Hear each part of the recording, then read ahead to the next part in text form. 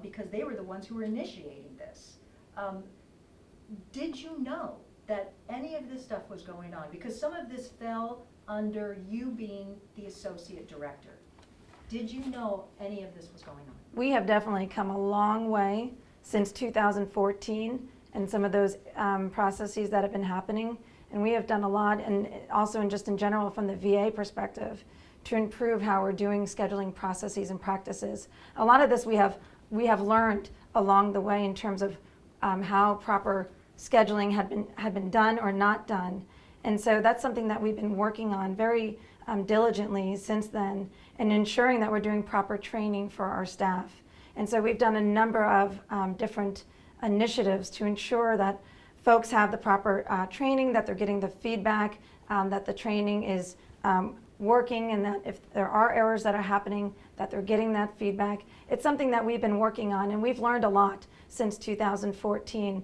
And when that first happened, there's been a lot of efforts from that perspective to ensure that people felt comfortable with the way things were moving forward in terms of improving the processes. Well, and that's the thing though too, with 2014, after the Phoenix scandal, there were efforts here to review everything that was going on.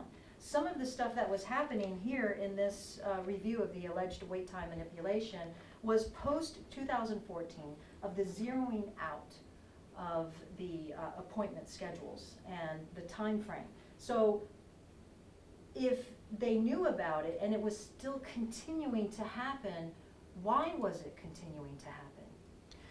Well, perhaps I'll explain a little bit about the zero out, because in some cases a zero out or zero wait time is appropriate. When the person is requesting an appointment at the preferred date or an appointment date, if we're able to meet that, that is a zero wait time, and we have been working very diligently to improve our access. So in some areas, we may indeed have a zero wait, but that doesn't mean that it's an inappropriate zero wait. The inappropriate zero wait is when someone feels, from this report, directed to try to meet the metric, and that's not acceptable. Okay, but in here, I mean, it shows clearly that there was wrongdoing in this report that says managers improperly directed scheduling staff to zero out patient wait times, as opposed to the times that you're saying that it's perfectly acceptable. We own that in that report, and we are moving forward to convene a administrative review board to look at the allegation that's in there as been the recommendation from that report. So we own that, and we are apologizing for the inappropriate scheduling that happened as noted in that report. We own that, and we've been working since then to improve the processes and improve the scheduling of our veterans. Veteran access is our number one priority, and we know how important it is. Our staff know how important it is. We have over a third of our staff themselves that are veterans, and so it's very important that we continue to do the right thing. And just on a personal note, my father is a Vietnam veteran and receives his care, and I want to be sure that he's getting timely and appropriately scheduled care. So we recognize how important it is, and we've been continuing this journey to improve where we've come from since that report. So you understand what these vets are going through when they feel that then they are not getting the proper care and that they have no channel. They feel that they have no channel to be able to get any answers or any help. We've been working very hard to get out into the community more and engage with our veterans. We've had a number of veteran town halls where I've gone out personally to our clinics, our CBOCs, and our main facility to open it up so we can hear those concerns. I also meet with various stakeholder groups, veteran stakeholder groups, so we can hear the concerns. Even right now today, as part of one of our leadership meetings, we're having a Voice of the Veteran panel, so we can hear directly from veterans, their experiences. Because again, we want to make this the best place that veterans feel secure, and that they can get the care that they need and that they deserve and that they have fought so hard for. Okay, so going back to the accountability, are you saying you do not know, you did not know this was going on?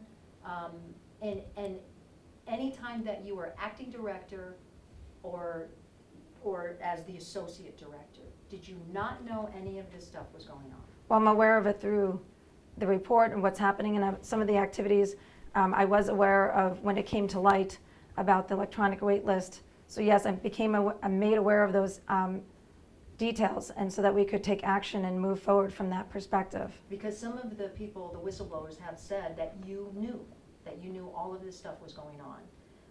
And they don't know what your actions were, but they did know that you knew that it was going on. This is what the whistleblowers are saying.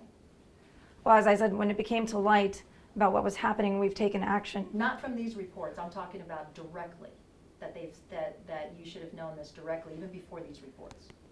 Well, some of those things were happening before I was even present, but the ones that I am aware of, we've taken action on since then and have worked to improve the scheduling. You've personally taken action on things since you've been acting director? If you've found out about any of this stuff, you've taken direct action? Yes, we've worked to improve our scheduling, monitoring, and tools, and we've worked to improve the training that we have provided. Just recently, another directive came out regarding scheduling, and we've worked to ensure that all of our schedulers have been trained on it. How much did you find then? How much of the unethical practices did you find yourself? I have this report now, and I'm able to take that, and as stated before, convene the AIB regarding those recommendations, and we'll move forward on Okay, them. so you're saying you haven't found anything, you're just going off of these reports? So you didn't find anything yourself as you were looking into this since you're acting director? Well, I think that on a day-to-day basis, we work through our scheduling practices and make sure that folks are giving back feedback to when scheduling is not occurring correctly. So not everything is at the level of acting director to deal with. A lot of it is feedback back to the schedulers and how scheduling is going. The business service line, the whistleblowers also tell me that some of the people remain. The people who were actually doing this, even back then, during these periods of time, are still here and in the same capacity. Have you looked at the people who may have been involved in this, and are you looking at them now? And if you are looking at them now, and you know that something may turn up, what will happen to them? Because the whistleblowers want to know, is there any accountability for the people who are doing anything unethical? As we stated earlier, we are convening an administrative investigation board, and that board will take a look into the allegations. Could that mean that some of these people would be fired? I think that's a little premature to say. I think the board will review the allegations and then go from there. Okay. Let's go then to the staffing shortages. Let me know, what is happening now? I mean, you've already come forward in a news release and said that, yeah, there are areas where there's staffing shortages. And what's indicated in here is that staffing shortages then leads to sometimes these unethical practices with the schedules. So where does the Tucson VA stand right now, and how are you filling the staffing positions? Like any other healthcare organization, we do have staffing needs in different occupations throughout the facility. So we do have recruitment ongoing in nursing and many of the other specialties. And we've done a lot of work to do reviews of salary surveys to ensure that we're competitive with our neighboring healthcare organizations here in the local area. And so that's something that we continue to work on. And when we're not able to provide timely access due to staff, we are able to send patients out into the community through Care in the Community program. And Can you give me just whatever the departments are that you say still have some staffing shortages? Sure, I'm happy. I can't give you the exact numbers off the top of my Yeah. head, but when you look at our staffing shortages, it's comparable to what you're going to see in the community as well. I had a long time working in the community, and as a large healthcare organization, we all have our challenges in the community as well as here, particularly in specialty services, in very high specialty services. So I think the biggest challenge we face right now when you look at our overall care, neurosurgery, urology, we have those services, but we're looking to add staffing because of what we want for the demand. And just like in the community, when they're looking for, we're in Tucson, Arizona, trying to find neurosurgeons in Tucson, Arizona, and qualified urologists and hospitalists, because when you have a large inpatient center, you always need hospitalists, particularly in the wintertime with our snowbirds coming in, when all hospitals in the whole community get stressed out. That's a critical area. So those are three of the top areas I would say that we're looking at increasing our staffing. One of the things that the whistleblowers has brought out was this delay in when a position opens, a critical position opens, and there's a delay in hiring, which then means that you're gonna have a wait list likely in that particular department. What are you doing with that? Why is there such a delay? Well, since I've been here, that's been one of my goals, is increasing staffing and recruiting. We've added over 100 positions to the VA here in staff in the last year and a half to 2 years with the Choice Act, through funding from Choice Act to actually hire permanent staff. So we have over 100 staff that have been added. And just to help with delays, we work with our HR department, because what we want to do is streamline that process. And they've done quite a few changes to make it faster to get somebody hired. And we also look for proactive approaches. So when we anticipate someone is going to retire or transfer or those kind of things, to look for recruiting and announcing those positions beforehand. So those are some of the things we've done. Okay, so do you have delays? What are the delays on some of your positions, your critical positions? Could they be delayed 6 months? Could they be delayed a year? Generally not a year, no. 6 months, it depends on the position, because again, we also have to do a full background check. So some of those delays are on the person we're hiring to get the appropriate references and vet them through the system. We want to make sure we have the best qualified people. So we need to make sure we have accurate references and vet those things. So with physicians, it takes a little time too, because physicians don't just leave one place and start the next day. There's families that have to move and other things in place, even nurses or other staff. So we want to make sure that we have a lead time and get expectations of dates. We try to anticipate where we're going to have the need before the need arises. Those are the things you'd want to do, and that we do right now. At least my interactions, the time I've been here, have been very positive with staffing. I haven't seen a 6-month delay in the staffing we've done, at least that I've personally been involved with. The average is probably anywhere between 6 to 8 weeks to get someone on board.